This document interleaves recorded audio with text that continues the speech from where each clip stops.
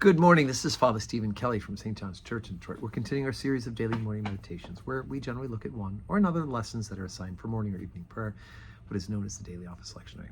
Today for Saturday, let's take a look at the lessons assigned for morning prayer from St. Luke's Gospel. We're now in the part of the Gospel that is known as the Passion, talking about the death of Jesus Christ on the cross as he dies for our sins. Now, at this point, chapter 22, beginning at verse 63, going into the 23rd chapter, Jesus has already been betrayed by Judas, and he has been arrested. And the men that beheld Jesus mocked him and smote him. And when they blindfolded him, they struck him on the face and asked him, saying, Prophesy, who is it that smote thee? And many other things blasphemously spake they against him.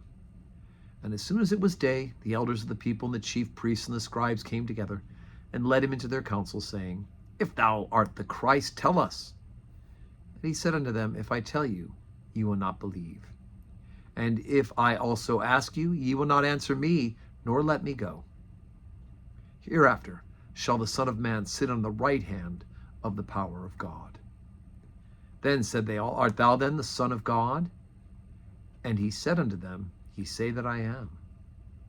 And they say, What need we any further witness? We ourselves have heard of his own mouth. And the whole multitude of them arose and led him unto Pilate. And they began to accuse him, saying, We found this fellow perverting the nation and forbidding to give tribute to Caesar, saying that he himself is Christ, a king. And Pilate asked him, saying, Art thou the king of the Jews? And he answered him and said, Thou sayest it. Then said Pilate to the chief priests and the people, I find no fault in this man. And they were the more fierce, saying, He stirs up the people, teaching throughout all Jewry, beginning from Galilee to this place. When Pilate heard of Galilee, he asked him whether this man were a Galilean.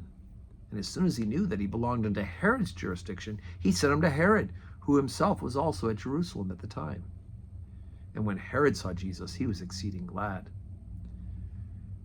for he was desirous to see him of a long season, because he had heard many things of him, and he hoped to have seen some miracle done by him. Then he questioned with them many words, but he answered him nothing. And the chief priests and the scribes stood and vehemently accused him. And Herod, with his men of war, set him at naught, and mocked him, and arrayed him with a gorgeous robe, and sent him again to Pilate. And the same day Pilate and Herod were made friends together, for before they were at enmity between themselves.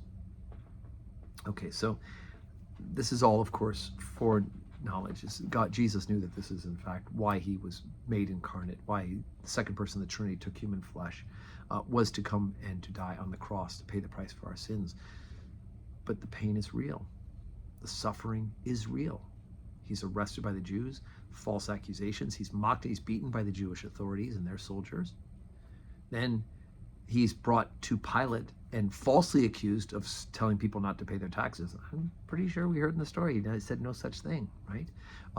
And that he called himself a king. And Jesus never claimed any sort of earthly kingship. They're projecting all these things onto him that they know will rile up Pilate, right? Because Pilate's responsibility is to make sure there's not an uprising. And if one person is starting an uprising, they're just going to take him down, right? And so the Jews are falsely accusing, the Jewish leaders are falsely accusing Jesus of doing these things.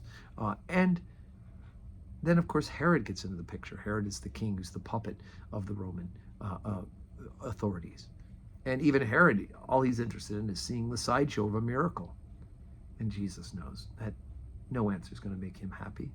He doesn't want to follow the king of the Jews, Jesus Christ. Of course, we know he's the spiritual king. He's the king of the whole world, for that matter. And so does he turns him back to Pilate. And we know that it just gets uglier from here on out. It's hard to read the Passion Gospels, but it's so important that we know all that Jesus Christ has done for us, paying the price for our sins. So today's Saturday, and we don't have public worship on Saturday this week at St. John's, but we are getting ready for worship tomorrow at St. John's. Right? 7:30 morning prayer, 8 o'clock Holy Communion, 10 o'clock Holy Communion, 5:30 evening prayer. And I do hope that you will make it the priority to be in church to worship and glorify God. And I hope that your Saturday is full of blessings.